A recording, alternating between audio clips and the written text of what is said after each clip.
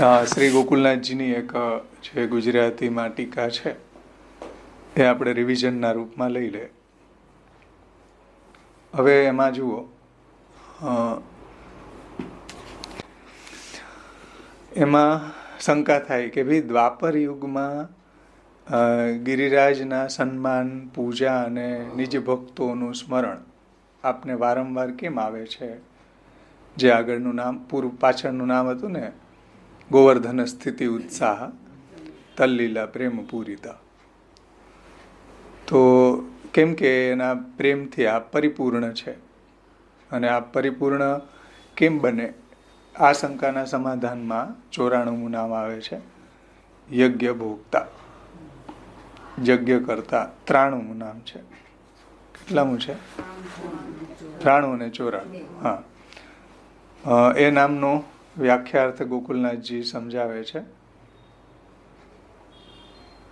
કે યજ્ઞ સામગ્રીના ભોગતા આપ શ્રી મહાપ્રભુજી છે, કારણ કે આપ વૈશ્વાનર છે.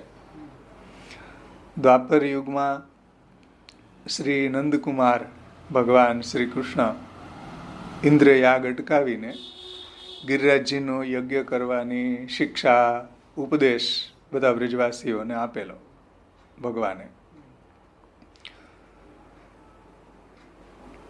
અને તે જ શ્રી ઠાકોરજીનું મુખારવિંદ રૂપ શ્રી મહાપ્રભુજી છે. એ સમયે સર્વ બ્રજવાસીઓએ શ્રી કૃષ્ણની આજ્ઞા અનુસાર ઇન્દ્રના યજ્ઞની સર્વ સામગ્રીનો વિનિયોગ ગોવર્ધન યાગમાં કરીને શ્રી ગિરિરાજજીને સર્વ સામગ્રી, શાક, પાક, પકવાન આદિ સમર્પિત કર્યો. અને તે સકલ સામગ્રીના ભોગતા શ્રી નંદકુમાર બન્યા. એ આપણે ભાગવતજીમાંથી પણ જોયું હતું ને એ પ્રસંગો, કે ભગવાન પેલા બધા વ્રજવાસીઓને સમજાવ્યા છે અને જે ઇન્દ્રયાગ કરતા હતા એ બંધ કરાવીને ગિરિરાજજીનો યજ્ઞ કરાવે છે. કેમ કે આપણી જે ગાયો છે, આપણા રહેવા માટે જે ગુફાઓ છે, એ ગિરિરાજજી આપણને સિદ્ધ કરી આપે છે. ગાયો માટે સુંદર ઘાસ, મીઠા જલના ઝરણાઓ ગિરિરાજજી આપણને આપે છે. એટલે આપણે ઇન્દ્રનો યજ્ઞ ન કરીને ગોવર્ધન યાગ કરવો જોઈએ. એ રીતે જ્યારે પ્રભુએ બ્રજવાસીઓને સમજાવ્યા તો બધા બ્રજવાસીઓએ પછી ગિરિરાજજીનો યજ્ઞ કર્યો. અને ઇન્દ્ર જે છે એને તો ક્યારેય તમે જોયો જ નથી ભોગ આરોગતા. અહીંયા ગિરિરાજજી તો તમારી સામે જુઓ ભોગ આરોગે છે કે નહીં. દેખોરી હરિ ભોજન ખાત, કીર્તનમાં આવે ને, દેખોરી હરિ ભોજન ખાત.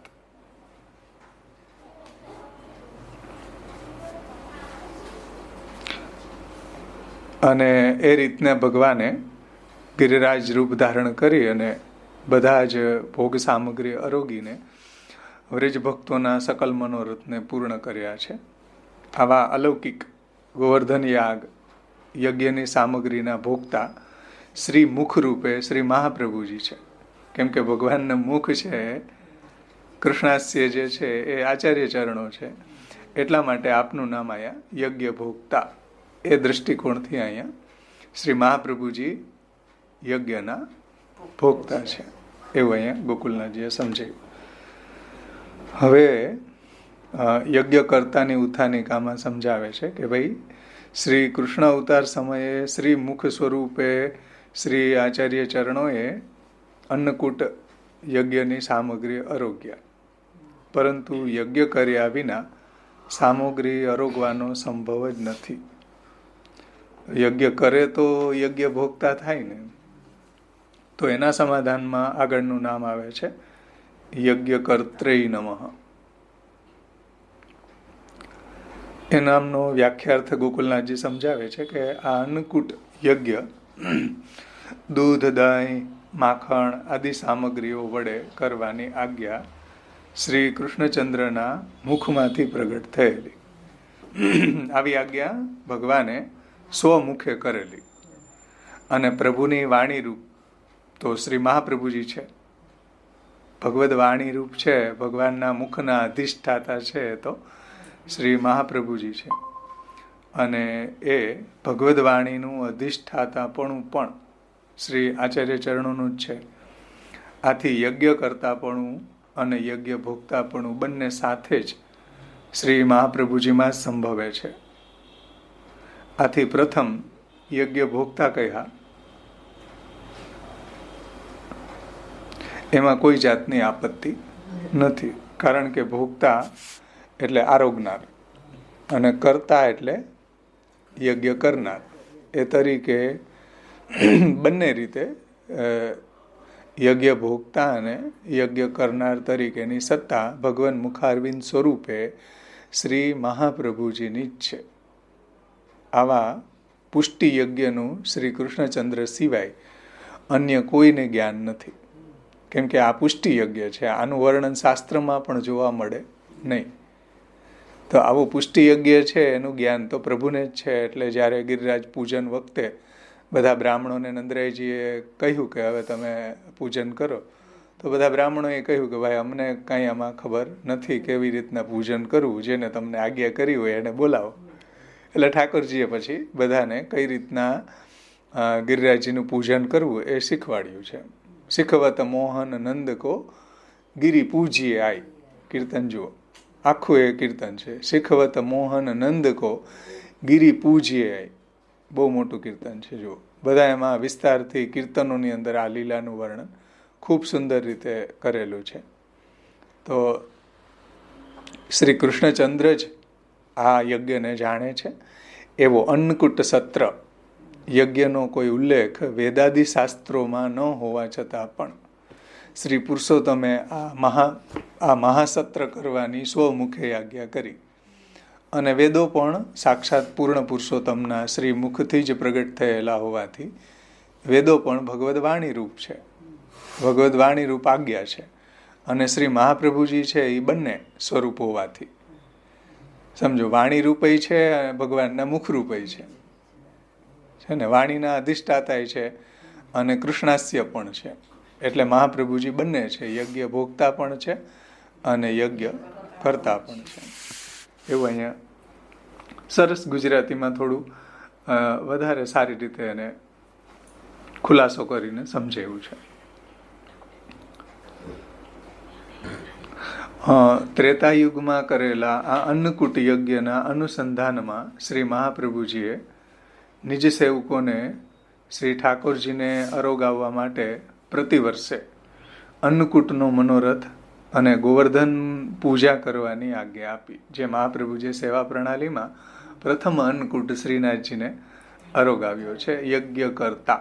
જો આ સચિત્ર પુસ્તક છે એમાં પણ એવા ચિત્રજી આપેલા છે કે શ્રી મહાપ્રભુજી શ્રીનાથજીને અન્નકૂટ ભોગ ધરી રહ્યા છે અને યજ્ઞ ભોગતામાં ગિરિરાજજીનું ચિત્ર જે આપ્યું છે કે પ્રભુએ આજ્ઞા આપી એ રીતે બધા બ્રજવાસીઓએ ગિરિરાજજીને ભોગ સમર્પણ કર્યો અને ભગવાન પોતે જ ગિરિરાજ રૂપ ધારણ કરીને આપ બધી સામગ્રી આરોગ્યા.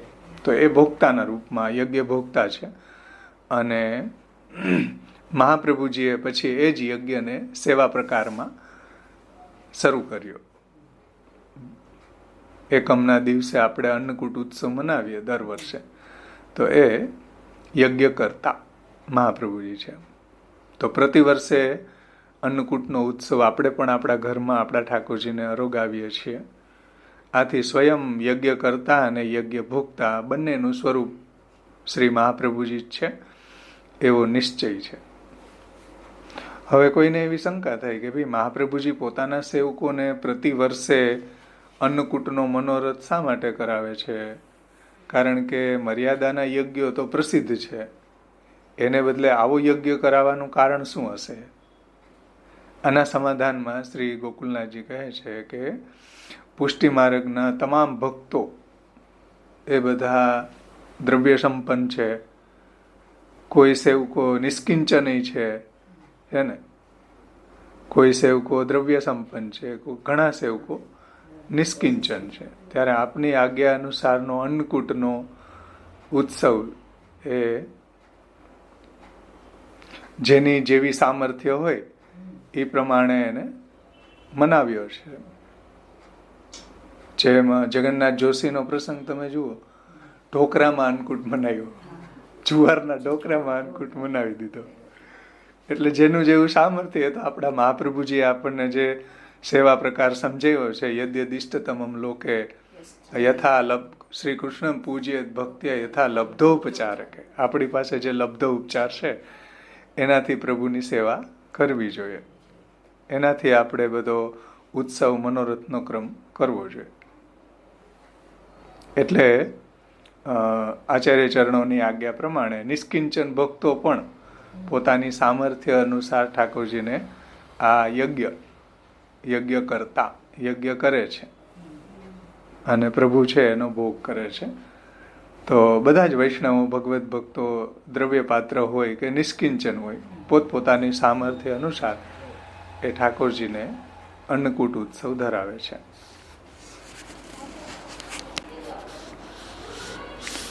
અને આ રીતે યથાશક્તિ યથા રુચિ આ અન્નકૂટનો ભાવાત્મક યજ્ઞ પ્રતિવર્ષે કરવાની આપે આજ્ઞા આપી છે.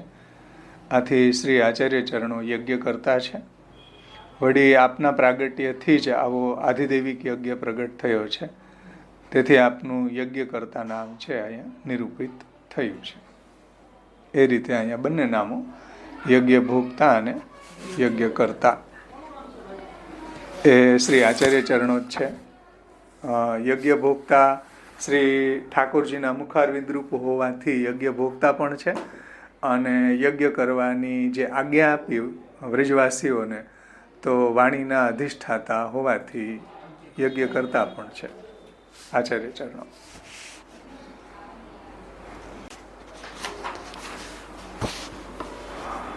આપણે શ્રી ગોકુલનાથજીની ટીકા યજ્ઞ ભોગતા યજ્ઞ કરતામાં પૂર્વ પ્રસંગમાં જોઈ હતી, અને શ્રી રઘુનાથજીની અને શ્રી હરિરાયજીની એ 3 ટીકાઓનું આપણે અવગાહન પૂર્વ પ્રસંગમાં કર્યું હતું. હવે આપણે 5મી ટીકા છે શ્રી વલ્લભજી, લેખકાર વલ્લભજી.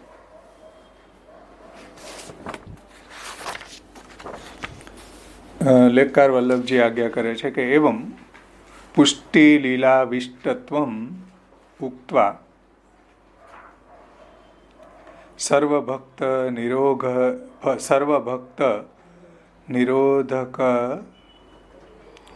નિરોધક તત્રત્ય લીલાંતર કર્તૃત્વમાહુ યજ્ઞ ભોગતા યજ્ઞ કરતા. એવમ આ પ્રકારે પુષ્ટિ લીલા વિષ્ટત્વમ એટલે શ્રી મહાપ્રભુજી છે પુષ્ટિ લીલાથી આવિષ્ટ છે. જે પૂર્વના નામમાં જોયું હતું ને, ગોવર્ધન સ્થિતિ ઉત્સાહ તલ્લીલા પ્રેમ પૂરિત, એટલે ગોવર્ધનમાં થતી લીલામાં ગોવર્ધનમાં રહેવાને ઉત્સાહવાળા છે, અને ગોવર્ધનમાં થતી જે લીલા છે એ લીલામાં પ્રેમથી પૂરિત છે, આવિષ્ટ છે. તો પુષ્ટિ લીલા વિષ્ટત્વમ ઉક્ત્વા એટલે શ્રી મહાપ્રભુજીનું એ રીતે પુષ્ટિ લીલા વિષ્ટત્વમ કહીને સર્વભક્ત નિરોધક તત્રત્ય એટલે સર્વભક્તનો નિરોધ કરવા વાળી, તત્રત્ય ત્યાંની એટલે તે પ્રસંગની, બીજી લીલા ત્યાંની લીલાંતરક એક બીજી લીલા કરવા વાળા શ્રી મહાપ્રભુજી છે. એ બતાવનારું નામ આવે છે યજ્ઞ ભોગતા અને યજ્ઞ કરતા. ઉત્થાનિકા સમજો. આ પ્રકારે પુષ્ટિ લીલા આવિષ્ટત્વમ કહીને શ્રી મહાપ્રભુજી જે છે પુષ્ટિ લીલાથી એટલે ગોવર્ધનમાં જે લીલાઓ થઈ રહી છે પ્રભુની, એ લીલાથી મહાપ્રભુજી આવિષ્ટ છે એમ કહીને સર્વભક્તોને નિરોધ કરવા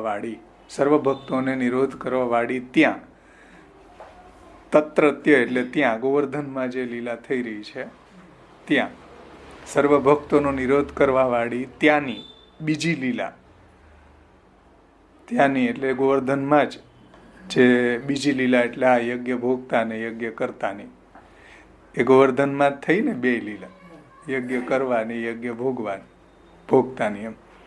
તો સર્વ ભક્તોનો નિરોધ કરવા વાળી ત્યાંની, એટલે ગોવર્ધનમાંની બીજી લીલા કરવા વાળા શ્રી મહાપ્રભુજી છે, એ જણાવનારું નામ આવે છે યજ્ઞ ભોગતા, યજ્ઞ કરતા, એવું લેખકાર વલ્લભજી કહે છે.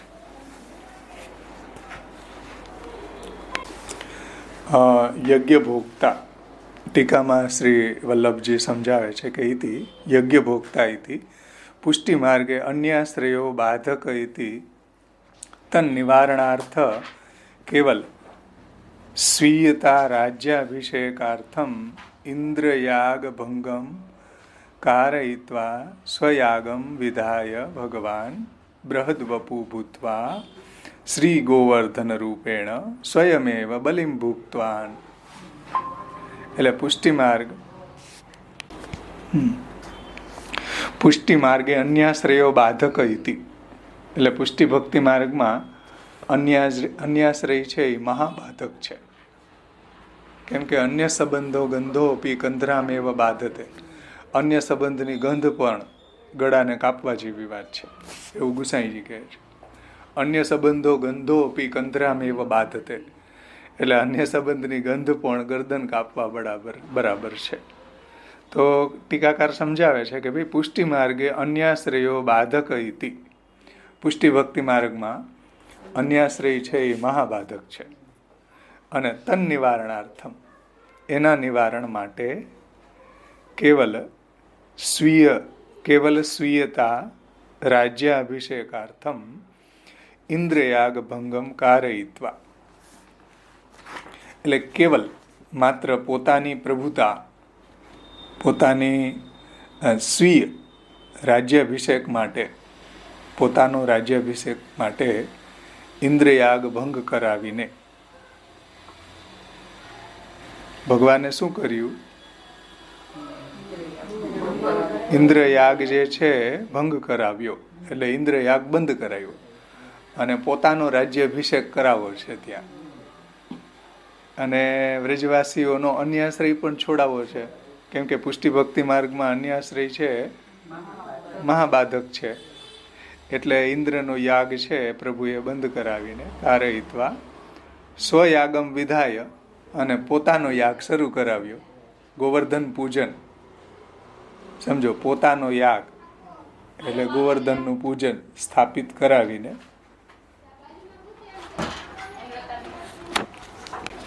પોતાનો યાગ એટલે ગોવર્ધન પૂજન સ્થાપિત કરાવીને ભગવાને સ્વયાગમ વિધાય,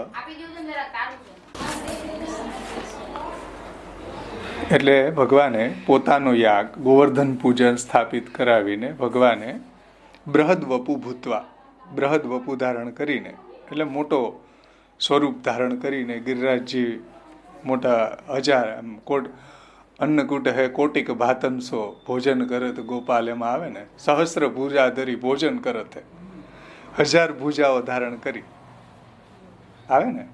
બૃહદ્વપુ ભૂત્વા એટલે મોટું સ્વરૂપ ધારણ કરીને શ્રી ગોવર્ધન રૂપેણ સ્વયમેવ બલિમ ભુક્તવાન, અને ગોવર્ધન રૂપ ધારણ કરીને પોતે જે બલિનો ભોગ કર્યો. એ બહુ સુંદર વર્ણન તમે કીર્તનોમાં જુઓ કે 1000 હાથ ધારણ કરીને બલિનો ભોગ કરે છે. બધાને દેખતા દેખોરી હરિ ભોજન ખાતા, બધાને દેખતા ઠાકોરજી ભોજન આરોગે છે. કછું સંકોચ રાખ્યો બલિ, કોઈ બદરોલાની જે હતી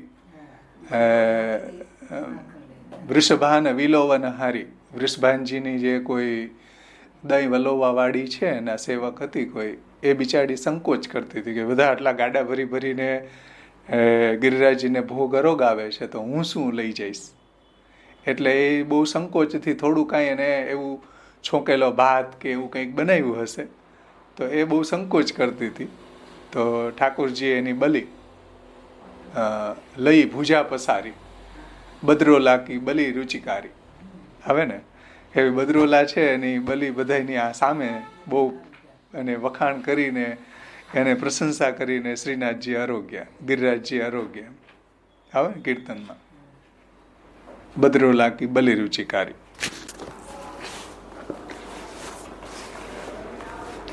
જેવંત દેખ નંદ સુખ પાય, એમાં આવે કાન દેવતા પ્રગટ દેખાય, કે બધાના સામે જ જેવંત દેખ નંદ સુખ પાય, બધાએ ગિરિરાજજી રૂપે આરોગ્ય છે અન્નકૂટ, એટલે જોઈને બધા ખૂબ પ્રસન્ન થયા. ઓહો, કાન દેવતા પ્રગટ દેખાયા. ઠાકોરજી આ કૃષ્ણએ આવા દેવતા આપણને બતાડ્યા કે જે આ બધાની સામે જ ભોજન કરે છે. એમાં આવે છે કે કહત શ્યામ ગિરી જેવંત લાગે, મેં જો બાત કહી સોઈ આઈ, સહસ્ર ભુજા ધરી ભોજન ખાઈ. બોલો, ઇન્દ્ર ક્યારે આવું ખાય છે? ઇન્દ્ર તમારા દેખતા ભોજન આરોગે છે. અહીંયા જો ગિરિરાજજી છે તમારા દેખતા સહસ્ર ભુજા ધરી ભોજન ખાઈ છે ને. યહ છબી દેખ રાધિકા ભૂલી, બાત કહત સખી ન સો ફૂલી. એમાં જો આપ હિ દેવા આપ હિ પૂજેરી.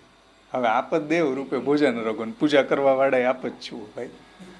એટલે એને ખબર છે, બ્રજભક્તોને ખબર છે ભગવાનના સ્વરૂપનું જ્ઞાન છે. એટલે કે આપ હિ દેવા આપ હિ પૂજેરી, આપ હિ જેવંત ભોજન ઢેરી. આપ જ આ બધું આરોગવા વાળા છું. પછી જો અતિ આતુર જેવંત હે ભારી. આટલી બધી સામગ્રી બધા વ્રજવાસીઓએ સકટના સકટ ભરી ભરીને આરોગાવી છે. એટલે અતિ આતુર જેવંત હે ભારી, બહુ ઝડપથી આરોગે છે ઠાકોરજી ગિરિરાજજી રૂપે. એક વૃષભાન વિલોવન હારી, એક વૃષભાનજીની દઈ વલોવા વાળી એની હતી સેવક, એને બહુ સંકોચ થતો હતો કે ભાઈ હું આ બધા ગાડા ભરી ભરીને સામગ્રી લઈ ગયા તો મારી તો સામગ્રી એટલી તો ગિરિરાજજી આરોગ છે કે નહીં આરોગે. નામ તાહી બદરોલા નારી, એનું નામ હતું બદરોલા.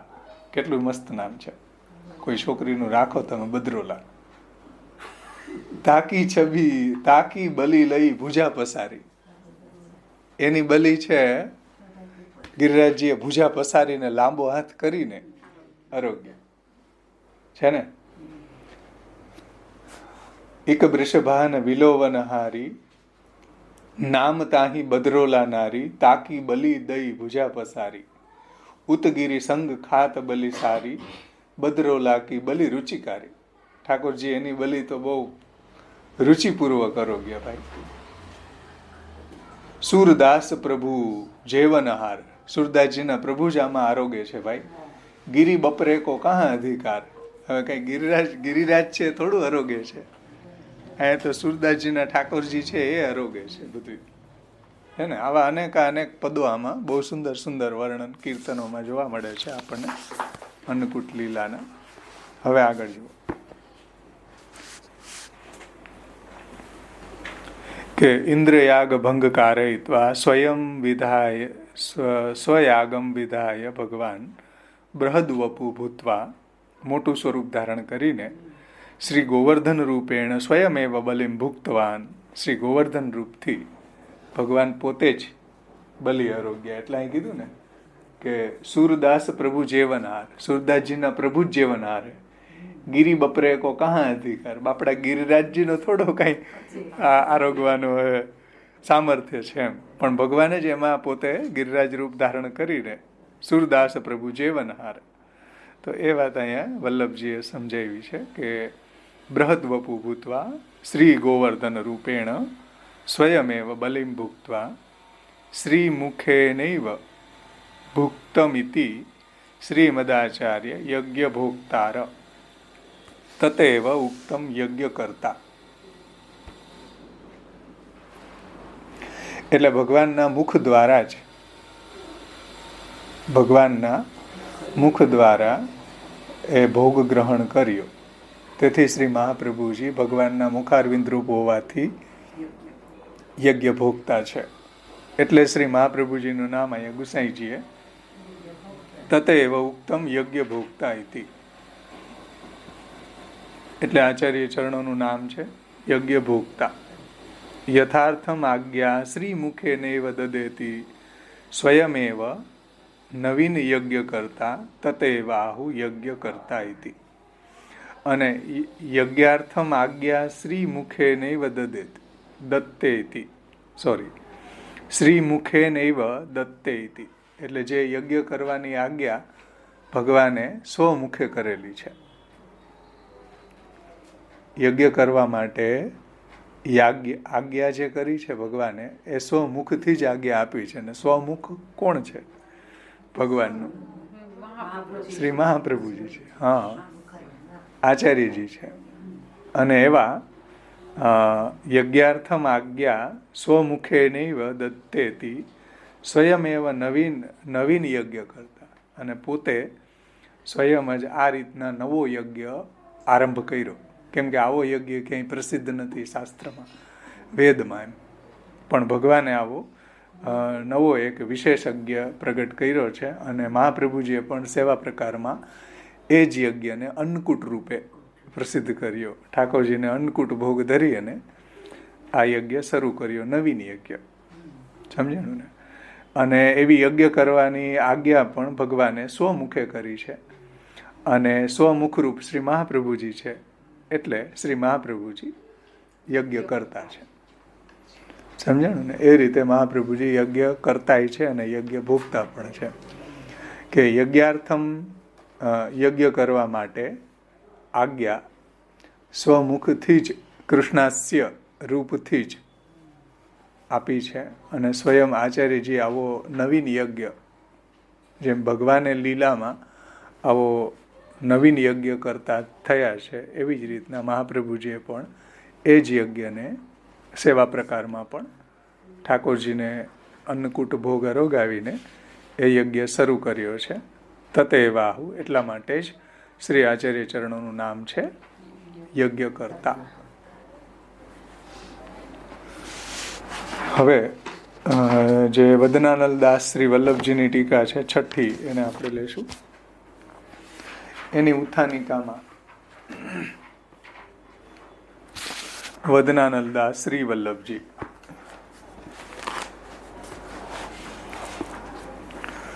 આપશ્રી આજ્ઞા કરે છે કે અદય દાન દક્ષશ્ચ, સર્વોત્તમ સ્તોત્રમાં 11મું નામ છે કે શ્રી મહાપ્રભુજી કેવા છે? અદય દાન દક્ષશ્ચ. અદય દાન દેવામાં આપ ચતુર છે, દક્ષ છે.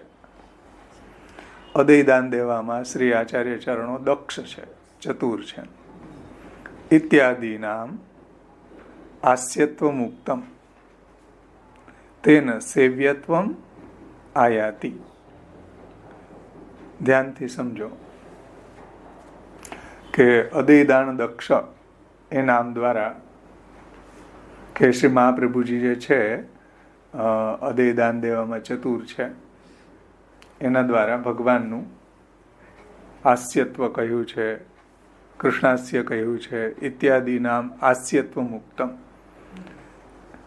એના દ્વારા આસ્ય એટલે મુખારવિંદ રૂપતા. એટલે ભગવાનનું આ આસ્ય છે મહાપ્રભુજી, એમ કૃષ્ણાસ્ય છે. આસ્યત્વ મુક્ત, કેમ કે અદય દાન દક્ષ છો. અદય દાન જે છે એ ભગવાન એ મહાપ્રભુજીએ નિજજનોને દાન કર્યું છે ને. ઇત્યાદિ નામ વગેરે જે નામો છે એનાથી આસ્યત્વ મુક્તમ એટલે આસ્યત્વ કહ્યું છે, જેનાથી તેન સેવ્યત્વમ આયાતિ, જેનાથી શ્રી મહાપ્રભુજીનું સેવ્યત્વ સિદ્ધ થાય છે. સમજો, જેનાથી મહાપ્રભુજી છે એનું સ્વામિત્વ કે સેવ્યત્વ સિદ્ધ થાય છે. કેમ કે સ્વામી જેવું આજ્ઞા આપે ને એવું આપણને અદયદાન કોણ આપે? સ્વામી હોય એ આપે ને. તો આચાર્ય ચરણો સેવ્ય છે નિજજનોને, સ્વામી છે. સેવ્યત્વ માયાતી અન્યશ્ચ નામ અભિ, અને બીજા અન્ય નામો દ્વારા, અન્યશ્ચ નામ અભિ, બીજા સર્વોત્તમ સ્તોત્રમાં અન્ય નામો દ્વારા, તસ્યૈવ તસ્ય એવ સેવકત્વમ ઉક્તમ. અને બીજા જે નામો છે એમાં મહાપ્રભુજીનું સેવકત્વ પણ કહ્યું છે.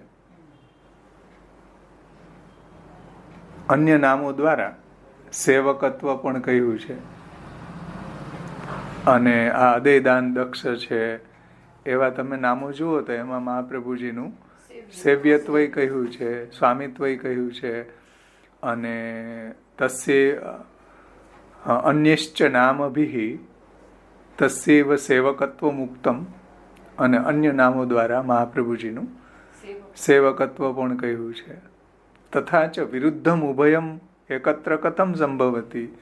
તો આ રીતના જે વિરોધી પરસ્પર વિરુદ્ધ થવા વાળા નામો એટલે કે સેવ્યત્વ અને સેવકત્વ બંને શ્રી મહાપ્રભુજીના આવા વિરુદ્ધી નામ કેવી રીતના હોઈ શકે, સંભવી શકે?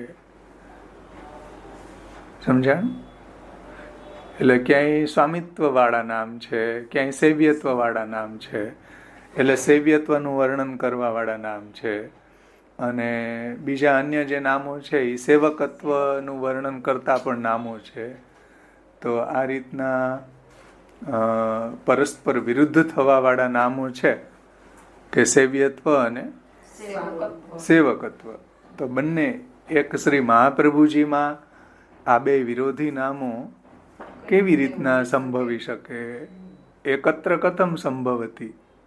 વિરુદ્ધમ ઉભય એકત્ર કથમ સંભવતી. આવા વિરુદ્ધ નામો એક શ્રી મહાપ્રભુજીમાં કેવી રીતના સંભવી શકે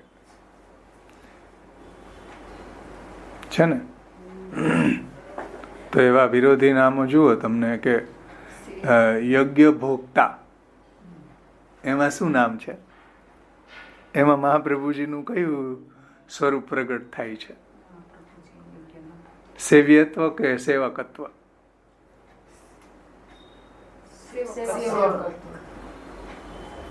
યજ્ઞ ભોગતામાં મહાપ્રભુજીનું કયું નામ, કેવું રૂપ પ્રગટ થાય છે? સેવ્યત્વનું કે સેવકત્વનું? ભોગ કોણ કરે? ભોગ કોણ કરે? સેવક કરે કે સ્વામી? હા, તો યજ્ઞ ભોગતા શેમાં આવે? હા, સેવ્યત્વમાં આવે. અને યજ્ઞ કોણ કરે? ભક્તો કરે. તો યજ્ઞ કરતા શેમાં આવે?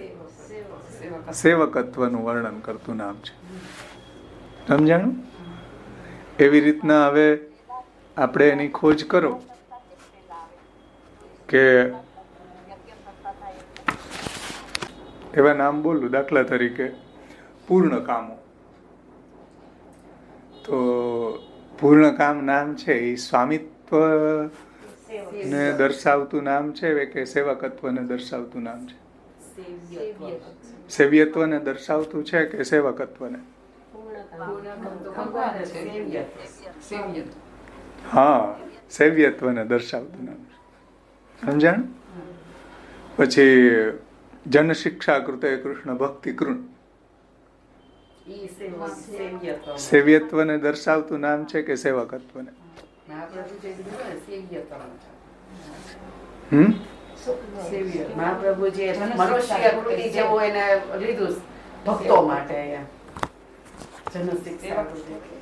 જન શિક્ષા કૃતે કૃષ્ણ ભક્તિ કૃણ નામ જે છે સ્વામિત્વને દર્શાવે છે કે સેવકત્વને?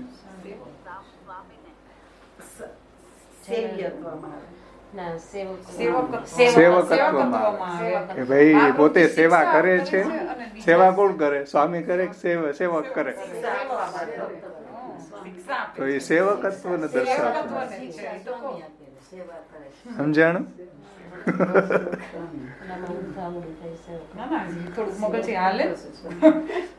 ચલો, પછી સર્વશક્તિ ધ્રુક એ સ્વામિત્વને દર્શાવતું નામ છે કે સેવકત્વને? સ્વામિત્વનું છે દર્શન કે એમાં સ્વામી સેવ્યત્વનું છે કે સેવકત્વનું?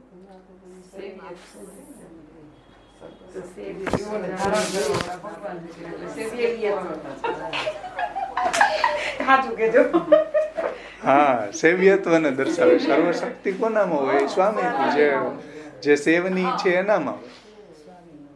સમજાણું? એવી રીતના આખા સર્વોત્તમના નામ તમારે શોધવાના કે કેટલા નામ છે એ સેવ્યનું વર્ણન કરતા છે ને કેટલા નામ છે એ સેવકનું વર્ણન કરતા નામ છે.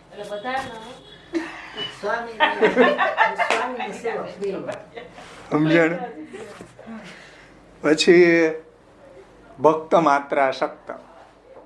આ નામ મહાપ્રભુજીનું સ્વામિત્વ દર્શાવે છે કે સેવકત્વ દર્શાવે છે?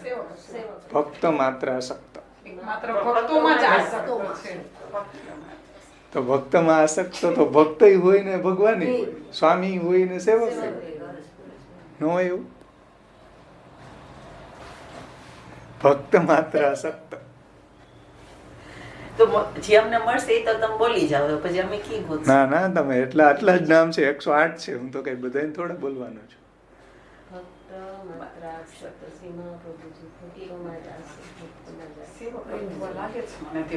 હે?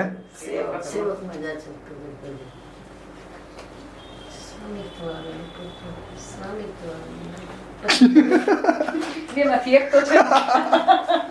સ્વામિત્વ છે કે સેવકત્વને જણાવતું નામ છે?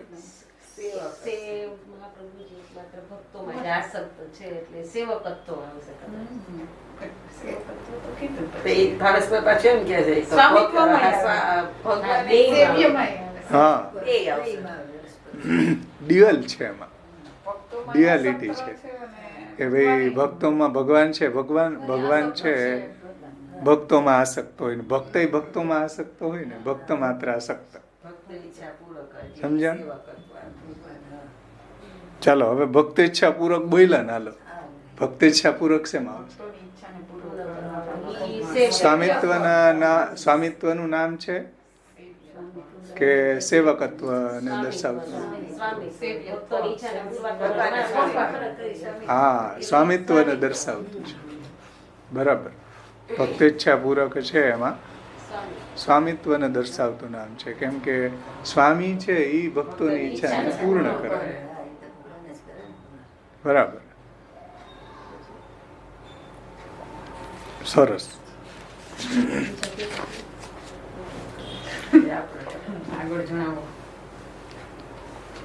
એ રીતના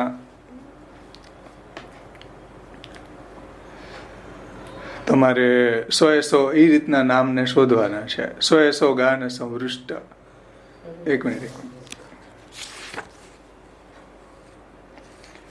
યશ પીયુષ લહરી પ્લાવિતાન્ય રસ. સ્વામિત્વને દર્શાવે છે કે સેવકત્વને? યશ રૂપી અમૃતની લહેરોથી અન્ય રસોને ડુબાડે છે.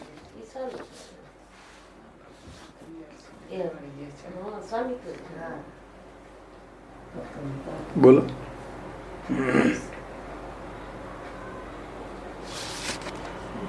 યશ રૂપી અમૃતની લહેરોથી અન્ય રસોને પ્લાવિત કરે છે. આપણે તો ના કરી શકીએ, એટલે સ્વામી જ કરી શકે. સેવ્યત્વ જ આવે ને. હે? કેમ સેવક નો આવે? કેમ કે સેવક એ યશરૂપી ભગવદ યશરૂપી અમૃતની લહેરોથી અન્ય રસોનો ડુબાડી દે.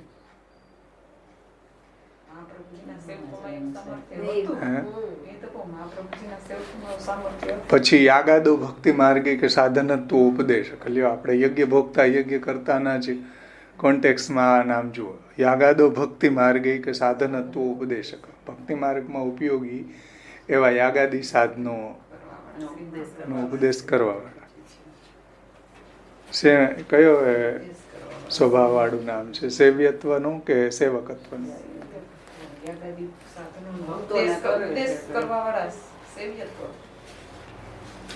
સેવકને આપણે સેવકને કરે ને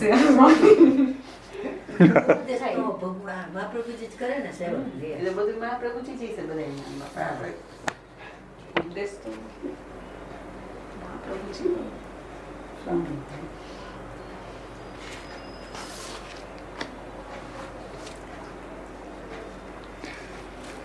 યજ્ઞ કરે કોણ? સેવક કરે કે સ્વામી?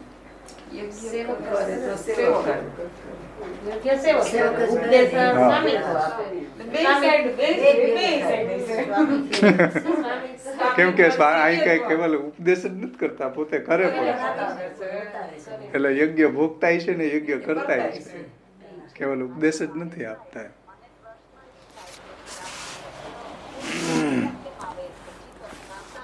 તો એ રીતના તમે બધા નામોને થોડું વિચારજો કે કયું નામ છે સ્વામિત્વને દર્શાવતું નામ છે ને કયું છે એ સેવકત્વને દર્શાવતું નામ છે. સમજાણું ને? એવું અહીંયા ટીકાકાર કહે છે. જો કે તસ્યૈવ સેવકત્વમ ઉક્તમ તથા ચ વિરુદ્ધમ અયમ એકત્ર કથમ સંભવતી. આ બે વિરોધી જે નામો છે, પરસ્પર વિરુદ્ધ થવા વાળા નામો, એટલે સેવ્યત્વ અને સેવકત્વ બંને એક શ્રી મહાપ્રભુજીમાં કેવી રીતના સંભવી શકે?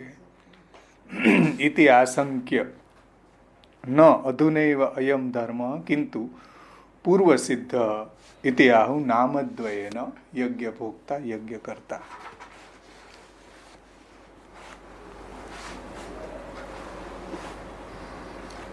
આ પ્રકારે શંકા થાય તો આ ધર્મો અત્યારના આધુનિક કોઈ નવીન નથી.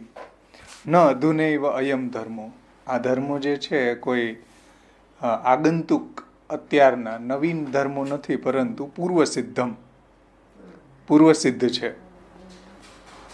આ પ્રકારે શંકા થાય તો કહે છે કે ભાઈ આ ધર્મો મહાપ્રભુજીમાં, આ વિરોધી ધર્મો સેવકત્વ અને સ્વામિત્વનું વર્ણન કરતા જે વિરોધી ધર્મો છે એ મહાપ્રભુજીમાં કોઈ નવીન નથી આવેલા, પરંતુ પૂર્વ સિદ્ધ છે, નિત્ય છે. આવા નિત્ય ધર્મો છે, એનામાં પૂર્વ સિદ્ધ છે, સ્વાભાવિક છે, સ્વાભાવિક ગુણો છે. એ જણાવવા માટે બે નામ આવે છે, યજ્ઞ ભોક્તા અને યજ્ઞ કરતા છે ને. જુઓ, આ બે ઓપોઝિટ છે ને. યજ્ઞ ભોક્તા જે છે એ સ્વામિત્વને જણાવતું નામ છે, યજ્ઞ કરતા સેવકત્વને જણાવતું નામ છે. બે ઓપોઝિટ નામ આવ્યા ને, પરંતુ મહાપ્રભુજીમાં એ બંને પૂર્વ સિદ્ધ જ છે. આગંતુક કોઈ અધુનૈવ અયમ ધર્મ ન, સમજાણું ને? આ અત્યારના કોઈ નવીન ધર્મો નથી, પરંતુ એનામાં પહેલેથી જ સ્વાભાવિક પૂર્વ સિદ્ધ નિત્ય આ ધર્મો બિરાજમાન છે. ઇતિઆહુ, એટલા માટે બે નામ આવે છે. નામદ્વયેન યજ્ઞ ભોક્તા યજ્ઞ કરતા. બહુ સુંદર ઉત્થાનિકા સમજે. એટલે અહીંયા દેદાન દક્ષશ્ચ ઇત્યાદિ નામ આસ્યત્વ મુક્તમ. અદેદાન કોણ આપે? ભગવાન જ આપી શકે ને. એટલે મહાપ્રભુજી છે કૃષ્ણના મુખારવિંદ રૂપ છે એવું કહ્યું, એનાથી તો મહાપ્રભુજીનું સેવ્યત્વ સિદ્ધ થયું ને. કેમ કે એવું અદેદાન છે એનું સામર્થ્ય તો સેવ્યમાં જ હોય, એટલે મહાપ્રભુજીનું સ્વામિત્વ બતાવ્યું છે. અને બીજા જે નામો છે એમાં મહાપ્રભુજીનું સેવકત્વ બતાવ્યું છે, જેમ યજ્ઞ કરતા છે, કે પછી જનશિક્ષા કૃતે કૃષ્ણ ભક્તિ કૃત છે, કે તાદૃશ વેષ્ટિત છે, વગેરે વગેરે. તો એ બધા નામો જે છે એને તમે સેવકત્વના સંદર્ભમાં આવી રહ્યા છે. તો આવા એક વિરોધી નામો, બે ઓપોઝિટ નામો સેવ્યત્વ અને સેવકત્વના મહાપ્રભુજીમાં જ કેવી રીતના સંભવી શકે? તો એના જવાબમાં ટીકાકાર કહે છે કે ભાઈ આ સહજ ધર્મો છે, કોઈ આગંતુક નથી. એમ મહાપ્રભુજીમાં આ ધર્મો પહેલેથી જ છે, એમ હંમેશા બિરાજે છે. શ્રી વદનાનંદદાસ વલ્લભજી વ્યાખ્યાનમાં આજ્ઞા કરે છે. જુઓ, યજ્ઞ ભોક્તા ઇતિ અત્ર અપૂર્વ યાગો ઉપદેશેન અપૂર્વ દેવતા સ્વયમેવ જાત ઇતિ અપૂર્વ તત્ફલ ભોગ કથનાત યજ્ઞ ભોક્તૃત્વેન સેવ્યત્વ મુક્તમ. એ જ વાત ચાલશે. જો અપૂર્વ યાગોપદેશેન, એટલે આવો અપૂર્વ યજ્ઞ કરવાનો, યાગનો ઉપદેશ કયો? અપૂર્વ એટલે પૂર્વ ક્યારેય ન કર્યો હોય એવો અપૂર્વ. એટલે પૂર્વ ક્યારેય ન કર્યો હોય એવો યજ્ઞના ઉપદેશ દ્વારા. યજ્ઞનો ઉપદેશ કર્યો ને કે ભાઈ તમે આ બધી સામગ્રી છે ગિરિરાજજીને અરોગાવી જોઈએ, ઇન્દ્રને યાગ બંધ કરવો જોઈએ, તો એ રીતના અપૂર્વ યજ્ઞના ઉપદેશ દ્વારા, જે પૂર્વમાં ક્યારેય આવો યજ્ઞ થયો ન હતો કે કોઈ વેદ આદિ શાસ્ત્રોમાં પ્રસિદ્ધ પણ ન હતો એવો અપૂર્વ. તો અપૂર્વ યજ્ઞના ઉપદેશ દ્વારા અપૂર્વ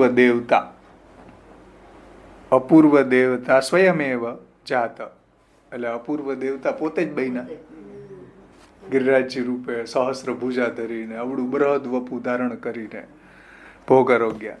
તો અપૂર્વ દેવતા સ્વયમેવ જાત ઇતિ, તો આવા અપૂર્વ દેવતાનું સ્વરૂપ પણ પોતે જ ધારણ કર્યું, પોતે જ દેવતાના રૂપમાં પ્રગટ થયા. સમજ્યા? અને અપૂર્વ તત્ફલ ભોગ કથના, અને તે અપૂર્વ જે યાગ છે, જે નવીન યાગ છે, એનું ફલનો સ્વયં ભોગ કરવાનું કથન કરેલું છે. અપૂર્વ તત્ફલ ભોગ કથના, એટલે આવો જે અપૂર્વ યજ્ઞ છે એ યજ્ઞનું ફલનો સ્વયં ભોગ કરવાનું કહ્યું. પોતે જે ફલનો ભોગ કર્યા ને, પોતે જે બધી બલીને પોતે જ આરોગ્યા. સમજાણું ને? એટલે આવો નવીન યાગનું ફલ સ્વયં ભોગ કરવાનું કથન કરેલું હોવાથી યજ્ઞ ભોક્તૃત્વેન સેવ્યત્વ મુક્તમ, એનાથી શું થયું? યજ્ઞના ભોગતાના રૂપમાં શ્રી મહાપ્રભુજીનું સેવ્યત્વ પ્રતિપાદન થયું. થયું કે નહીં? અપૂર્વ યોગ ઉપદેશ દ્વારા, યાગ ઉપદેશ દ્વારા, પછી અપૂર્વ દેવતાના રૂપમાં, અપૂર્વ તત્ફલ ભોગતાના રૂપમાં યજ્ઞ ભોક્તૃત્વે સેવ્યત્વ મુક્તવા. તો યજ્ઞ ભોગતા જે નામ આવ્યું એ સેવ્યના એંગલથી આવ્યું ને. સમજ્યા?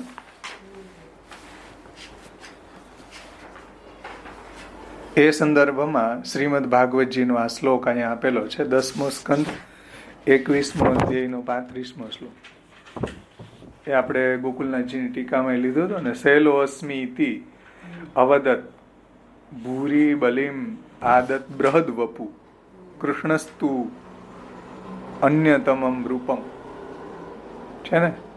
એટલે શ્રી કૃષ્ણએ અન્ય રૂપ ધારણ કરીને, બહુ બૃહદ વપુ ધારણ કરીને પોતે શૈલો અસ્મિ ઇતિ અવદત ભૂરી બલિમ, એટલે ઘણી જ બલિ આરોગ્ય હે ને. એટલે ગોપાલોને વિશ્વાસ બેસાડવા માટે શ્રી કૃષ્ણએ એક જુદું જ રૂપ ધારણ કરીને, અન્યતમમ રૂપમ, એક અન્ય રૂપ ધારણ કર્યું. અને જુઓ હું પર્વત છું એમ બોલતા બોલતા મોટું બૃહદ વપુ ધારણ કરીને, બૃહદ વપુ બધાને દર્શન કરાવીને ઘણી સામગ્રી આરોગી ગઈ.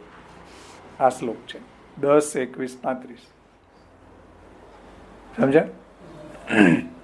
ગોપ બાળકોને એવો વિશ્વાસ બેસે એટલા માટે શ્રી કૃષ્ણએ એક જુદું જ રૂપ ધારણ કરીને, હું પર્વત છું એવી રીતના બોલતા એક બૃહદ વપુ ધારણ કરીને, મોટું શરીર ધારણ કરીને ઘણી બધી સામગ્રી આપ આરોગી ગયા.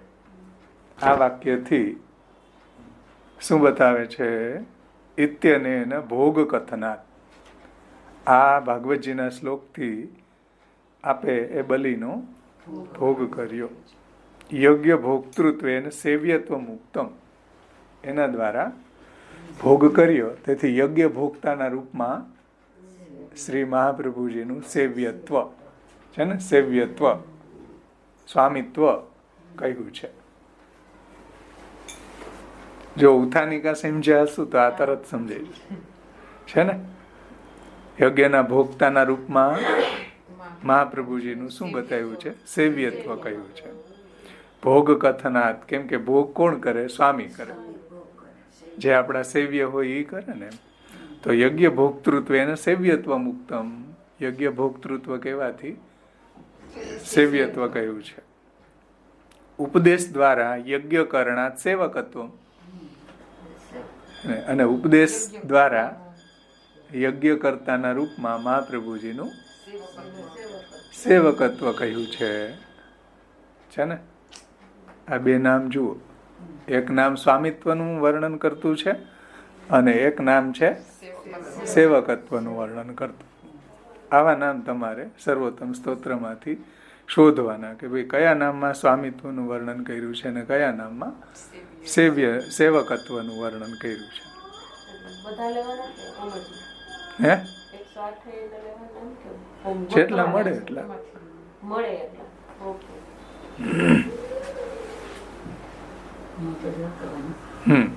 ઉપદેશ દ્વારા યજ્ઞ કરણાત સેવકત્વમ, અને ઉપદેશ દ્વારા યજ્ઞ કરણાત એટલે ઉપદેશ દ્વારા યજ્ઞ કરવાના રૂપમાં શ્રી મહાપ્રભુજીનું સેવકત્વ કહ્યું છે. પછી આગળ ભોગ ઉપદેશશ્ચ આસ્યેન કૃત ઇતિ ઇન્દ્રિય ભેદે અપી ગોલકસ્ય એકત્વાદેવ ગોલકયોઃ અભેદાત દ્વયમપી વાક્પતે ધર્મ. વદનાલદાસજી આગળ કહે છે કે ભોગ ઉપદેશ ચ આસ્યેન એટલે ભોગ કરવો અને ઉપદેશ કરવો. જો ભોગ ગ્રહણ કરવો અને ઉપદેશ બંને મુખ દ્વારા થાય છે. ભોગ કરવો એ મુખ દ્વારા થાય અને ઉપદેશ એ મુખથી જ આપી શકાય. બે મુખથી જ થઈ શકે ને ભાઈ. ભોગ એ મુખથી થઈ શકે ને ઉપદેશ પણ મુખથી થઈ શકે. જુઓ, ભોગ ઉપદેશ ચ આસ્યેન કૃત ઇતિ એટલે મુખ દ્વારા જ બંને ભોગ ગ્રહણ કરવો અને ઉપદેશ આપવો એ મુખ દ્વારા કર્યો છે.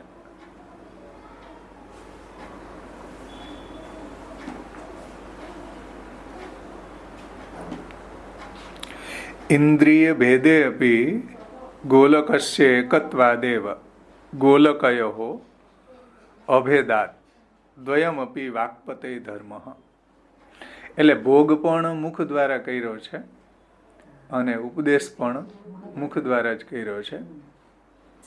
તો ભોગ પણ મુખ દ્વારા કર્યો, યદ્યપિ ઉપદેશ અને ભોગ એ ઇન્દ્રિયોના ભિન્ન ભિન્ન કાર્યો માનવામાં આવ્યા છે. સમજો, ઇન્દ્રિય ભેદે અપી ઇન્દ્રિયોના ભિન્ન ભિન્ન કાર્યો છે ને, ઉપદેશ આપવો અને ભોગ કરવો એમ. તો એ ઇન્દ્રિયોના વિચાર કરો તો ભિન્ન ભિન્ન કાર્યો છે. તો પણ અધિષ્ઠાન એટલે એની જે ગોલક છે એ એક જ છે. ગોલક એક જ છે. ગોલક એટલે ઇન્દ્રિયોને રહેવાનું સ્થાન ને ગોલક કહેવાય. સમજાણું ને? જેમ આપણું મુખ છે તો એમાં રસનેન્દ્રિય રહે છે અને વાગેન્દ્રિય રહે છે. એને ગોલક એક છે આ મુખ. જેમ હાથ છે તો એની અંદર હસ્તેન્દ્રિય છે. આ હાથ છે એ હસ્તેન્દ્રિયને રહેવાની ગોલક છે. ગોલક સમજાણું ને? રહેવાનું સ્થાન. તો એવી રીતના અહીંયા ભિન્ન ભિન્ન કાર્યો માનવામાં આવે છે. એટલે ભોગ અને ઉપદેશ બે ભિન્ન ભિન્ન કાર્યો માનવામાં આવે છે. તો પણ અધિષ્ઠાન ગોલકની એક હોવાના કારણે, અધિષ્ઠાન ગોલક છે એમાં એક હોવાના કારણે ગોલકનો અભેદ છે. અહીં ગોલક એક જ છે, મુખ. મુખથી જ બે કાર્યો થયા ને, ભોગ કરવો અને ઉપદેશ કરવો એમ. એટલે એમાં ગોલકનો અભેદ હોવાથી બંને ભોગ અને ઉપદેશ બંને વાક્પતે ધર્મ, બંને વાક્પતિના જ ધર્મો છે. બંને ધર્મો કોના છે? વાક્પતિના જ છે. ભોગ કરવો કેમ કે વાણીના અધિષ્ઠાતા મહાપ્રભુજી છે. તો બંને ધર્મો ભોગ કરવો અને ઉપદેશ કરવો. સમજાણું ને? એટલે ભિન્ન ભિન્ન કાર્યો બે છે અને ગોલક એક જ છે. કાર્યો ભિન્ન ભિન્ન થઈ રહ્યા છે.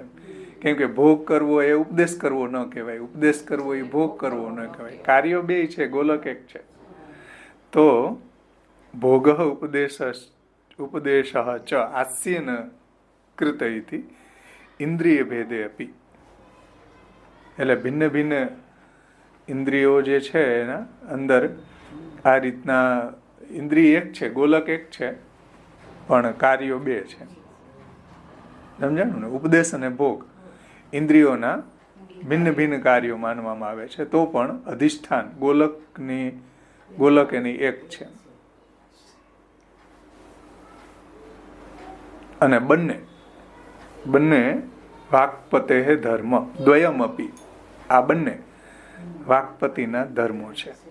તથા ચ ધર્મી ગ્રાહક માન સિદ્ધત્વાત ન વિરોધ. પ્રત્યુત વિરુદ્ધ ધર્માશ્રયત્વેન ભગવત્વમ સાધિતમ ઇતિ ભાવ. આ પ્રકારે ધર્મી તથા ચ ધર્મી ગ્રાહક માન સિદ્ધમ, એટલે કે ધર્મી ભગવાનને ગ્રહણ કરવા વાળા પ્રમાણથી, સમજો, ધર્મીને ગ્રહણ કરવા વાળા પ્રમાણથી, એ પ્રમાણથી સિદ્ધ હોવાના કારણે આમાં કોઈ વિરોધ નથી. માન યાની પ્રમાણ, ધર્મી ગ્રાહક માન સિદ્ધત્વાત ન વિરોધ. એટલે કે ધર્મીને જે આ ગ્રહણ કરે છે ને, અને એ પ્રમાણથી સિદ્ધ હોવાના કારણે આમાં કોઈ વિરોધ નથી કે બે એક જ વાક્પતિમાં છે, ભોક્તૃત્વ અને કર્તૃત્વ, યોગ્ય ભોક્તૃત્વ અને યોગ્ય કર્તૃત્વ. એમ એ પ્રમાણથી સિદ્ધ છે. ધર્મી ભગવાનને ગ્રહણ કરવા વાળા પ્રમાણથી એ સિદ્ધ હોવાના કારણે આમાં કોઈ વિરોધ નથી. પ્રત્યુત બલ્કી વિરુદ્ધ ધર્માશ્રયત્વે ને ભગવત્વમ સાધિતમ ઇતિ ભાવ. બલ્કી ભગવાનમાં પરસ્પર વિરુદ્ધ પ્રતીત થતા ધર્મોના આશ્રય હોવું એ ભગવત્વનું સિદ્ધ કરે છે. મહાપ્રભુજીમાં આવા જે બે ઓપોઝિટ ધર્મો બતાવે છે, એનાથી મહાપ્રભુજીનું ભગવત્વ સિદ્ધ થાય છે. ભાઈ સમજાણું? એમાં કોઈ વિરોધ નથી એમ. એટલે ધર્મી પ્રમાણથી સિદ્ધ હોવાના કારણે, આ ધર્મી છે એ બધા પ્રમાણોથી સિદ્ધ છે, એમાં કોઈ વિરોધ નથી. ઉલટું એ તો ભગવાનની અંદર જેમ પરસ્પર ઓપોઝિટ ધર્મો છે, ભગવાન જેમ વિરુદ્ધ ધર્માશ્રય છે, એવી રીતના મહાપ્રભુજી પણ વિરુદ્ધ ધર્માશ્રય છે. એટલે ભગવાનમાં જેમ પરસ્પર વિરોધી ધર્મો આપણને પ્રતીત થાય છે, અને બંને વિરોધી ધર્મોનો આશ્રય ભગવાન હોવાથી એની ભગવત્વ સિદ્ધ થાય છે, ભગવત્વ સિદ્ધ કરે છે, એવો અહીંયા અભિપ્રાય છે.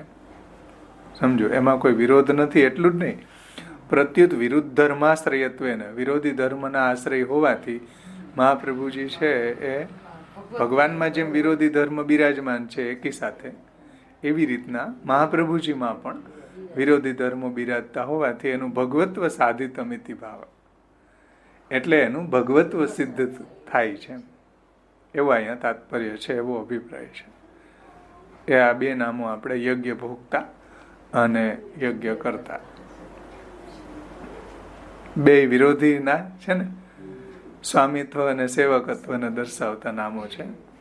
પરંતુ મહાપ્રભુજીની અંદર આવા બંને બિરાજમાન છે. ભાઈ મહાપ્રભુ ભગવાન જેમ વિરુદ્ધ ધર્માશ્રય છે, મહાપ્રભુજી મહાપ્રભુજી પણ એવા પ્રભુના જ મુખારવિંદ રૂપ હોવાથી વિરુદ્ધ ધર્માશ્રયત્વે ને ભગવત્વમ સાધિતમ, એટલે વિરુદ્ધ ધર્મના આશ્રય હોવું એ ભગવત્વનું સિદ્ધ કરનારું છે, એવો અહીંયા ભાવ છે, અભિપ્રાય છે.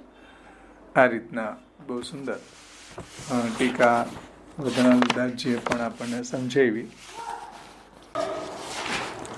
યજ્ઞ ભોગતા 93 નામ છે. એમાં શ્રી ગોવિંદાસજી કીર્તનોમાં આ નામની જે વ્યાખ્યા છે કીર્તન દ્વારા શ્રી ગોવિંદાસજી શ્રી ગુસાઈજીના ખવાસ એ કીર્તન દ્વારા સમજાવે છે. યજ્ઞ ભોગતા દિનમણિ ઉદયો ભૂતલ ભયો પ્રકાશ. દિનમણી અને સૂર્ય. યજ્ઞ ભોગતા રૂપી આ દિનમણી ઉદય થયો. મહાપ્રભુજી કેવા છે? યજ્ઞ ભોગતા રૂપી સૂર્ય. યજ્ઞ ભોગતા દિનમણી ઉદયો ભૂતલ ભયો પ્રકાશ. આ યજ્ઞ ભોગતા રૂપી સૂર્ય પ્રગટ થયો તો ભૂતલ ઉપર એક પ્રકાશ છવાઈ ગયો, અલૌકિક વાતાવરણ છવાઈ ગયું. ભયો પ્રકાશ, ભૂતલ ઉપર બધો અંધકાર જે છે એ દૂર થયો. ભૂતલ ભયો પ્રકાશ, જય જયકાર ભયો ત્રિભુવન મેં. એવું જોઈએ, જય જયકાર ભયો વિભુવન મેં, પણ ત્રિભુવન મેં હોવું જોઈએ સાહેબ. એટલે ત્રિભુવનમાં આવો જય જયકાર થયો. ત્રણેય ભુવનમાં, પૃથ્વી, અંતરિક્ષ, આકાશ, અથવા તો સ્વર્ગ, ભૂમિ અને પાતાળ. જય જયકાર ભયો ત્રિભુવન મેં, શ્રુતિ પથ ભયો વિકાસ. એટલે ત્રિભુવનમાં જય જયકાર થયો આચાર્યજીના પ્રાગટ્યથી, અને શ્રુતિપથ જે વેદ પથ છે એનો વિકાસ થયો. વેદ પથ જે છે વિસ્તાર થયો, ભયો વિકાસ. જેવી રીતના સૂર્ય ઉગે ને કમળ ખીલે, એવી રીતના વેદ પથ જે છે એ પણ ખીલી ગયો, એનો પણ વિકાસ થઈ ગયો. કેમ કે મહાપ્રભુજી વેદ પારગ છે, મહાપ્રભુજી વેદની જીજીવિષા છે. વેદને જીવવું હતું એટલે મહાપ્રભુજી પ્રગટ થયા. મહાપ્રભુજી પ્રગટ ન થાય તો વેદ છે તિરોહિત થાય, આચ્છાદિત થઈ જાય. કેમ કે નૈહન્યો વાગધી સાચ શ્રુતિગણ વચસામ ભાવમ આજ્ઞાતુમ ઇષ્ટે યસ્માત સાધ્વી સ્વભાવમ પ્રકટયતિ વધુર અગ્રત પત્યુરેવ. તો જય જયકાર ભયો ત્રિભુવન મેં, શ્રુતિપથ ભયો વિકાસ. દેવ કોટી તેતીસો દેખત ચઢી વિમાન છાયો આકાશ. અને જે 33 કોટી 33 પ્રકારના દેવતાઓ છે એ વિમાન ઉપર ચડીને મહાપ્રભુજીના દર્શન કરવા માટે આવે છે. દેવ કોટી તેતીસો દેખન ચઢી વિમાન છાયો આકાશ. આખું આકાશ જે છે એ દેવતાઓથી છવાઈ ગયું. જેમ કીર્તનમાં આવે ને, આયે દેવ વિમાન ચઢ ચઢ મહામહોત્સવ દરસ કરન કો એક એક તે આગે બઢબઢ આયે દેવ વિમાન ચઢ ચઢ. એટલે મહાપ્રભુજીનું પ્રાગટ્ય થયું તો બધા દેવતાઓ પણ દર્શન કરવા માટે આવે છે. દિવી દુંદુભી બજાવન લાગે. દિવી યાની સ્વર્ગ. સ્વર્ગમાં જે દેવતાઓ છે એ બધા દુંદુભી વગાડે છે. જ્યારે કોઈ પ્રભુનું પ્રાગટ્ય થાય ભૂતલ ઉપર, ત્યારે દેવતાઓ શું કરે? દુંદુભી બજાવન લાગે. દિવી યાની સ્વર્ગમાં દુંદુભી બજાવન લાગે. સુર નર મુનિ પૂરી આસ. દેવતાઓ પણ દુંદુભી વગાડે છે. કેમ કે દેવતાઓને મનોરથ પૂર્ણ થયા. કેમ કે મહાપ્રભુજીએ શ્રુતિપથનો વિકાસ કર્યો, એટલે હવે વૈદિક યજ્ઞ કરશે તો દેવતાઓને ભાગ મળશે. એટલે સુર જે છે, દેવતાઓને આનંદ થયો કે ભાઈ હવે મહાપ્રભુજી છે ફરી છે આ વેદ પથનો વિસ્તાર કરશે. તો દેવ, સુર, નર, એટલે બધા જે નર છે, દૈવી જીવો છે, એને પણ પ્રસન્ન થયા, એનો પણ ઉદ્ધાર થશે. મુનિજનો છે એ પણ પ્રસન્ન થયા, કેમ કે મુનિઓ જે છે સુખદેવજી જેવા, એનું ભાગવતનો પ્રકાશ મહાપ્રભુજી કરશે, ભાગવતના ગુડ અર્થને પ્રગટ કરશે. એટલે મુનિઓ પણ, એની પણ ઈચ્છા પૂર્ણ થઈ. સમજો, સુરો દેવતાઓની, નર મનુષ્યો દૈવી જીવોની અને મુનિઓની પણ ઈચ્છા પૂર્ણ થઈ.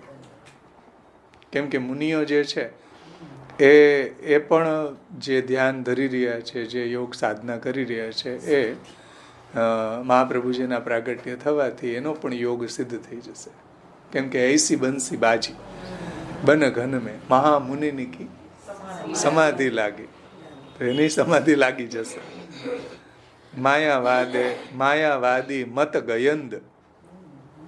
માયાવાદ રૂપી જે મત ગયંદ યાની હાથી. માયાવાદ રૂપી જે મત એટલે ગાંડો તૂર થયેલો હાથી છે.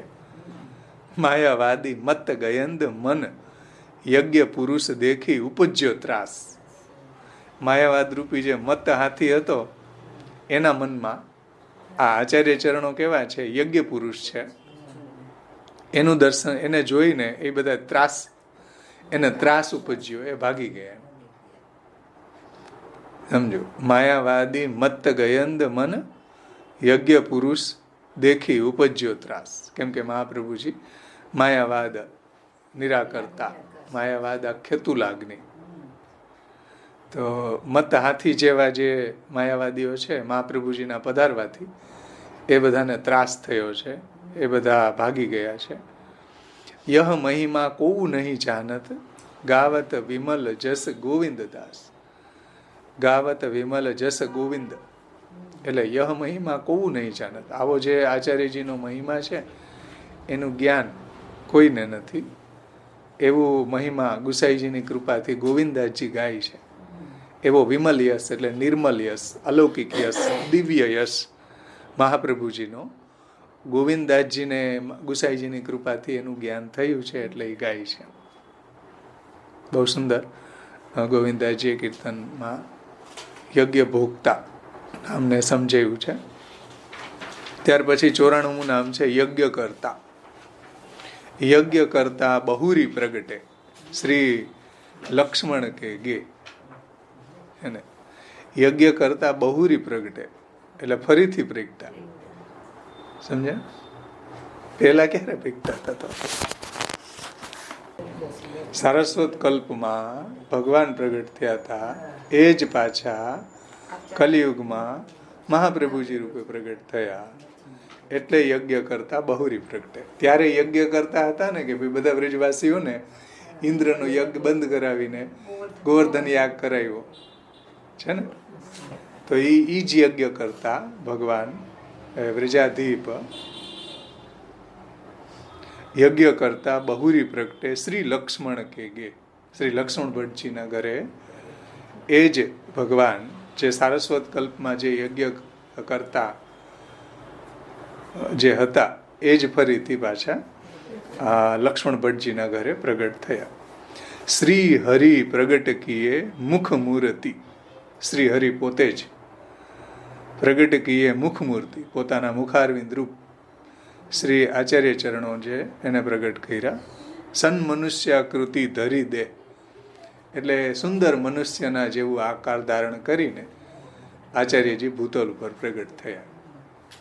સમજ્યા? શ્રી હરિ પ્રગટ કીએ મુખ મૂર્તિ એટલે જે મુખ મૂર્તિ છે, જે મુખારવિંદ છે, એ જ ફરીથી આચાર્ય ચરણોના રૂપમાં પ્રગટ થયું સન મનુષ્યાકૃતિ રૂપે. જે ગુસાઈજી કહ્યું ને, સન મનુષ્યાકૃતિ અતિ કરુણ તમ પ્રપદ્ય હુતાશ છે ને. સો સ્વરૂપ શ્રી વલ્લભ કો કોવું જાન પાર ન પાવે. સો સ્વરૂપ શ્રી વલ્લભ કો, આવું સ્વરૂપ શ્રી આચાર્ય ચરણોનું છે. કોવું જન, કોઈ પણ જન એનો પાર પામી શકે નહીં. એના સ્વરૂપનું જ્ઞાન ન થઈ શકે એવું દુર્લભ છે. દુર્લભાંગરી સરોરું છે. સર્વ અજ્ઞાત લીલા છે. કેમ કે સો સ્વરૂપ શ્રી વલ્લભ કો કોવું ન પાવે, તો કોવું ન પાર પાવે.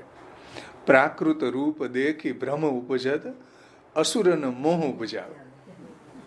પ્રાકૃત રૂપ ધારણ કરીને બધાને ભ્રમ ઉપજાવે. કોઈ જાણી જ ન શકે, કોઈ શરણે જ ન આવે.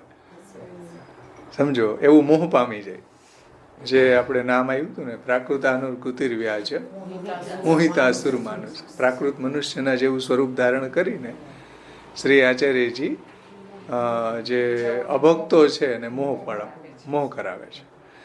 એટલે ગોવિંદાસજી કહે છે કે પ્રાકૃત રૂપ દેખી ભ્રમ ઉપજત. તો બધા શરણે આવે કે લ્યો અમને હવે શરણે આવે, લ્યો બધા અહીંયા ઢગલો થઈ જાય. જેમ અહીંયા અત્યારે બધા બ્રહ્મ સંબંધ લઈ લે એમનો, એમ કેમ બધા ન ગયા?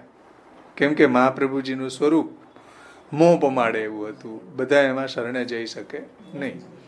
અસુરને મોહ ઉપજાવે, અસુરોને તો મોહ જ ઉપજાવે એવા છે મહાપ્રભુજી. અને જે દૈવી જીવો છે એને તો સાક્ષાત મન્મથ કોટી કંદર્પ લાવણી યુક્ત પ્રભુના દર્શન મહાપ્રભુજીમાં થતા હતા. અને અસુરોને મોહ થતો હતો. એટલે એમ કહેતા કે એ બ્રાહ્મણ છે, આપણે બ્રાહ્મણ છીએ, એમાં કઈ શરણે જવાનું હોય એમ. અસુરોને મોહ થઈ જતો. યહ મહિમા હે નિગમ અગોચર, કાહું કે હૃદય ન આવે. આવો જે આચાર્યજીનો મહિમા છે, નિગમ એટલે વેદ જે છે એનાથી પણ અગોચર છે. એટલે વેદ છે એને એમાં એનું વર્ણન નથી, એનાથી નહીં, અગોચર છે. આચાર્યજીનો મહિમા છે એવો અલૌકિક છે, એવો દિવ્ય છે કે વેદનું કોઈ અધ્યયન કરે તો એને જાણી શકે નહીં, કેમ કે વેદથી તો અગોચર છે. કાહું કે હૃદય ન આવે, કોઈના હૃદયમાં મહાપ્રભુનો મહિમા આવે નહીં. એ તો જેની ઉપર ઠાકોરજી એવી કૃપા કરે, મહાપ્રભુજી એવી કૃપા કરે કે ગુસાઈજી એવી કૃપા કરે, એના જ હૃદયમાં મહાપ્રભુજીનો મહિમા, એનું મહાત્મ્ય જ્ઞાન થઈ શકે. બધાને ન થાય. મહાપ્રભુજીનો ગુણગાન, મહાપ્રભુજીનું સ્વરૂપ ધ્યાન, શ્રી મહાપ્રભુજીના આવા નામો, વલ્ભાષ્ટક, સ્ફુરત કૃષ્ણ પ્રેમામૃત અને સર્વોત્તમ સ્તોત્ર, નામ, રૂપ અને ગુણ, બધાને એમાં રુચિ ન થાય, બધાને એમાં આનંદ ન આવે, બધાને સમજમાં ન આવે. એટલે યહ મહિમા હે નિગમ અગોચર, એટલે જ નિગમ અગોચર. કાહું કે હૃદય ન આવે, કોઈના હૃદયમાં ન આવે. એ નિજજનો હોય, મહાપ્રભુજીની ઠાકોરજીની કૃપા હોય તો જ હૃદયમાં આવે. શ્રી વિઠ્ઠલ કરુણા કટાક્ષ બલ, ગોવિંદ જન જસ ગાવે. શ્રી વિઠ્ઠલ કરુણા કટાક્ષ બલ એટલે શ્રી ગુસાઈજીની જો કૃપા કટાક્ષ થાય, જો ગુસાઈજીની કૃપા થાય, ગુસાઈજી જો કરુણા કરે તો એના બલથી ગોવિંદાસજી કહે છે કે જસ જન, ગોવિંદ જન એટલે ગોવિંદ જન, જે ગોવિંદાસજી છે, જે ગુસાઈજીના ખવાસ છે, એ ગોવિંદ જન જસ યાની યશ, મહાપ્રભુજીનો યશ ગાવે. મહાપ્રભુજીનો યશ ગાવે છે ગોવિંદાજી. ક્યારે? વિઠ્ઠલ કરુણા કટાક્ષ બલ, ગુસાઈજીની કરુણારૂપી કટાક્ષ બલથી, કે કરુણા વાળી દ્રષ્ટિ પડવાથી, કે કૃપાવાળી દ્રષ્ટિ કરવાથી, કરુણા કરવાથી, ગુસાઈજીને કૃપા બલથી ગોવિંદાસજી આવો આચાર્ય ચરણોનો યશ ગાય છે. અન્યથા બધા ગાઈ શકે નહીં. કેટલું સુંદર ના કીર્તનના રૂપમાં ગોવિંદાસજી અહીંયા આ નામને સમજાયું છે. યજ્ઞ કરતા બહુરી પ્રગટે શ્રી લક્ષ્મણ કે ગે. આ રીતના આપણા બે નામ અહીંયા શ્રી મહાપ્રભુજીની, ગુસાઈજીની કૃપાથી અને બધા ટીકાકારોની કૃપાથી સંપન્ન થયા. યજ્ઞ ભોગતા, યજ્ઞ કરતા. છે ને એક સ્વામિત્વ દર્શાવતું નામ છે, એક સેવકત્વ દર્શાવતું નામ છે. બે વિરોધી ધર્મો જેમ ભગવાનમાં છે એમ મહાપ્રભુજીમાં છે. જેમ ભગવાન વિરુદ્ધ ધર્માશ્રય છે એમ શ્રી આચાર્ય ચરણો પણ એવા વિરુદ્ધ ધર્માશ્રય છે. એ તો ભૂષણ છે મહાપ્રભુજીનું. ઠાકોરજીનું જેમ ભૂષણ છે વિરુદ્ધ ધર્માશ્રય હતો, એમ આચાર્ય ચરણોનું પણ આ ભૂષણ છે. તો આપણે અહીંયા સુધી રાખીએ.